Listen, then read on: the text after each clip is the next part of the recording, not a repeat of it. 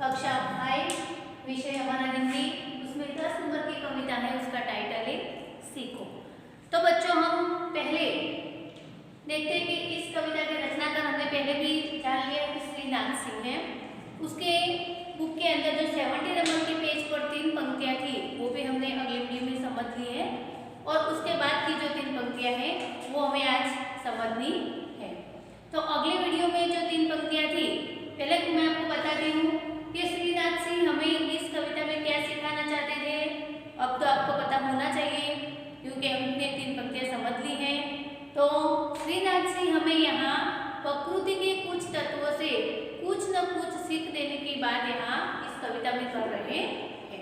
तो 3 पंक्तियां में हमें फूलों से हंसना सीखा, भौरों से गाना सीखा। तो श्रीनाथ सिंह ऐसे ऐसे कुछ उदाहरणों से प्रकृति के कुछ तत्वों से हमें फूलों से नित हंसना सीखना चाहिए, भौरों से नित गाना, जैसे कि तरु की झुकी डालियों से शीश झुकाना, हवा की झोंकों से कोमल भाव बहाना, दूध तथा पानी से मिलना और मिलाना, सूरज की किरणों से जगना और जगाना, और लता के पेड़ों से सबको गले लगाना। तो यहाँ तक की पंक्तियाँ हमने सीख ली हैं। उसके बाद जो 3 पंक्तियाँ आती हैं वो हमें आज समझनी है। तो पहले कई 3 पंक्तियों का मैंने गान कर आपको सुनाया था, और उसके बाद की जो 3 पंक्तियाँ आती हैं उसका गान भी मैं आपको सुनाती हूँ। आप ध्यान दो अपने बुक में 71 पेज नंबर पर, उसके बाद हम इन पंक्तियों को समझते हैं। मछली से सीखो स्वदेश के लिए तड़प कर मरना, पतझड़ के पेड़ों से सीखो दुख में धीरज धरना, दीपक से सीखो जितना हो सके अंधेरा हरना, पृथ्वी से सीखो प्राणी की सच्ची सेवा करना, जलधारा से सीखो आगे जीवन पथ में बढ़ना, और धुएं से सीखो हरदम ऊंचे ही पर चढ़ना। ओके, तो यहाँ तक की कविता मैंने आपको गान के साथ सिखाई, आपको गान के साथ तैयार भी करनी है। ओके, तो बच्चों मैंने आपको गान के साथ कविता सुनाई, तो गान के साथ कविता को तैयार करनी है। तो हम जो पंक्तियाँ मैं आपको गान के साथ सुनाई है वो पंक्तियाँ हम अब समझते हैं। आप ध्यान दो अपने 71 पेज नंबर पर बुक में, हम साथ में ये शब्दार्थ और मुहावरे भी समझेंगे और ये पंक्तियाँ भी समझेंगे। तो पहली पंक्ति देखो, मछली से सीखो स्वदेश के लिए तड़प कर मरना। यहाँ आप चित्र में देख रहे हो मछली का चित्र। मछली कहाँ में दिखाई दे रही है? पानी में। तो मछली के लिए उसका स्वदेश कौन है? पानी है। जैसे मछली के लिए उसका स्वदेश पानी है, और जो पानी सूख जाता है तो मछली क्या हो जाती है? तड़प कर मर जाती है ना। वैसे हमें कवि ये सिखाना चाहते हैं कि जैसे मछली के लिए अपना स्वदेश पानी है, वैसे हमें भी हमारे स्वदेश के लिए, हमारे देश के लिए कुछ कर मिटने का, कुछ करने का जज्बा हमारे में होना चाहिए। कुछ करने की भावना हमारे देश के लिए, हमें कुछ करने की भावना हमारे अंदर होनी चाहिए। तो यह सीख हमें कवि मछली से देते, ये मछली का उदाहरण देते हैं कि मछली अपना स्वदेश जो पानी है, और पानी के बिना वो जैसे तड़प कर मर जाती है, वैसे हमें भी हमारे स्वदेश के लिए कुछ करने का जज्बा हमारे में होना चाहिए। तो ये सीख हमें कवि मछली से देते हैं। दूसरी पंक्ति देखो, पतझड़ के पेड़ों से सीखो दुख में धीरज धरना।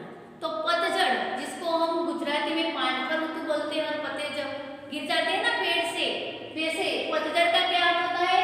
पत्ते झड़ने की ऋतु।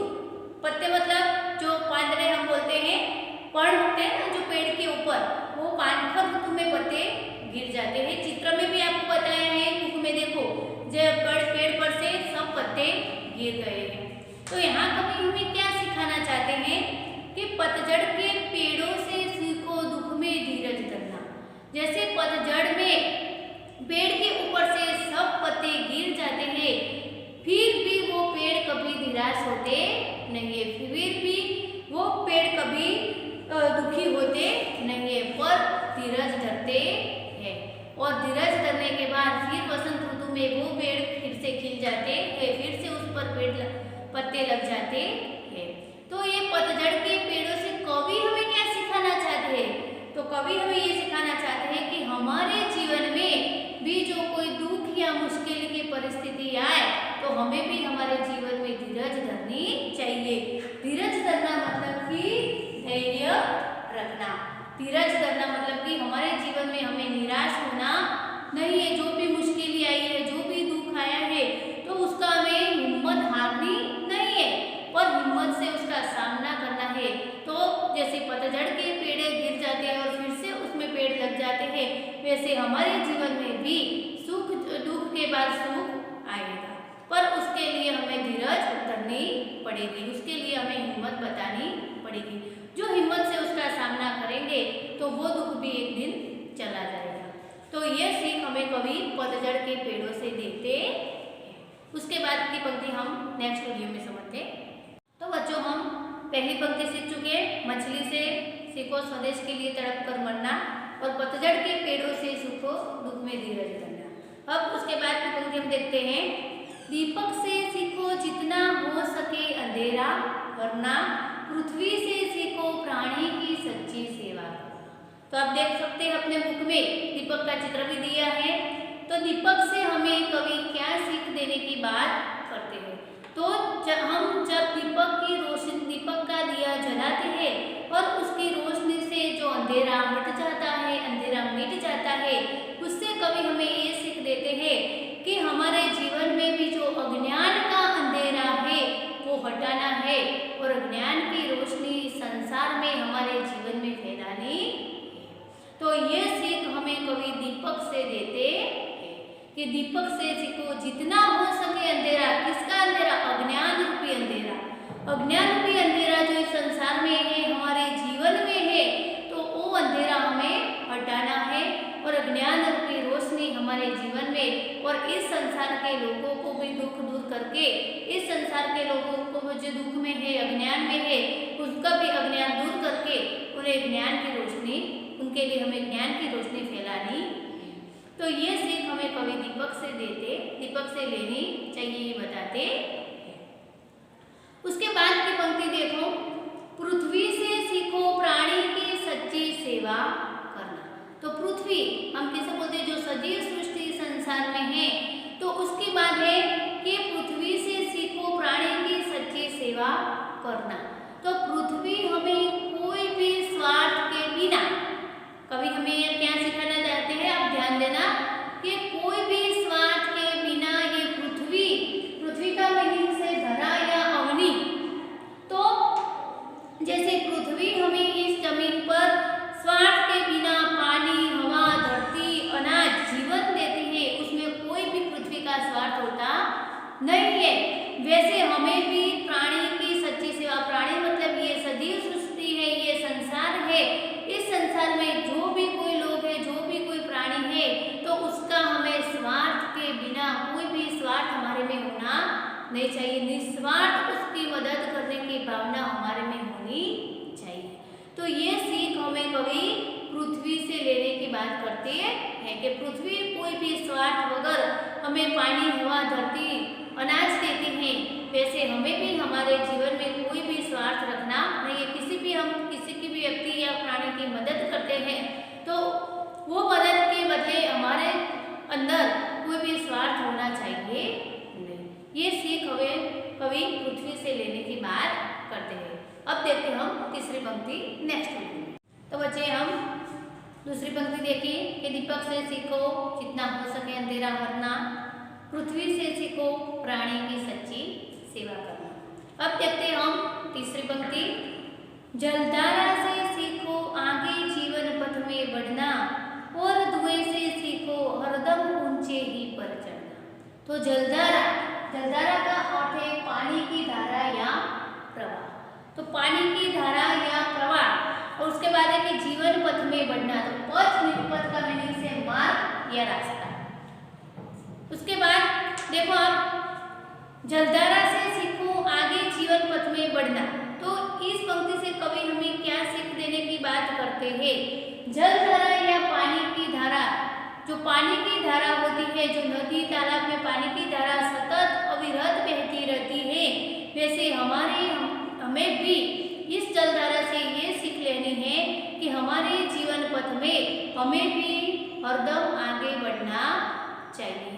कहाँ भी कोई भी परिस्थिति या मुश्किल आए तो वहाँ रुकना नहीं है, उस परिस्थिति का हिम्मत से सामना करना है और हमारा जो विकास पद है, हमारी जो उन्नति का पद है, वो हरदम हमें आगे ही आगे बढ़ाना है। इस सीख हमें कवि जलधारा से लेने की बात करते हैं।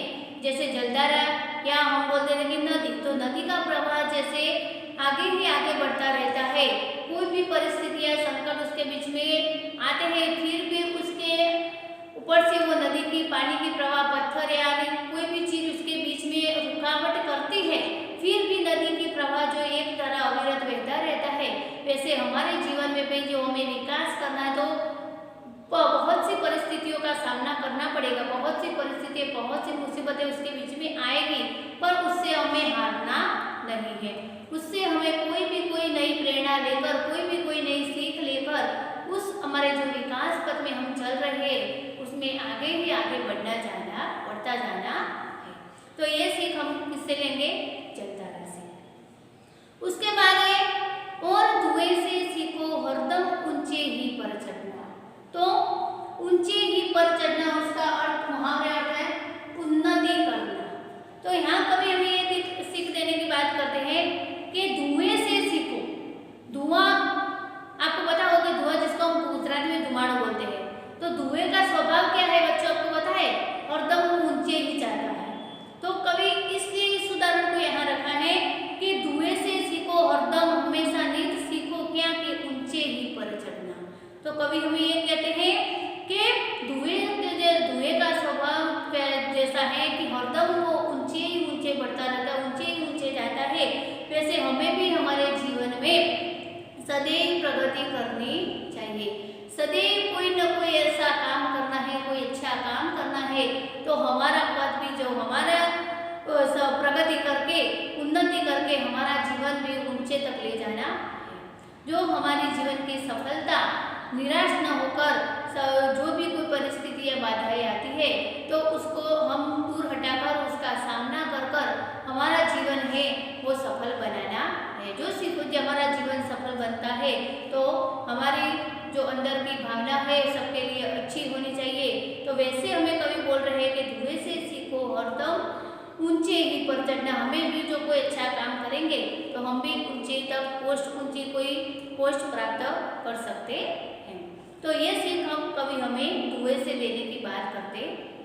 तो बच्चों, जो श्रीनाथ जी ने हमें प्रकृति के कुछ अंगों से कोई न कोई सीख देने की, सूख लेने की बात की है, तो वो सीख हमें कभी इसलिए देते कि हमारे जीवन में जो निराशा आती है तो निराशा से हमें हारना नहीं है, और वो निराशा, वो दुख की कोई भी मुश्किल या सुख दुख की परिस्थिति आती है तो हिम्मत से उसका सामना करके हमें हमारा जीवन सफल बनाना है। ओके, तो यहाँ तक की पंक्तियाँ, यहाँ तक हमारी कविता पूर्ण हो जाती है, वो आपको घर पे समझनी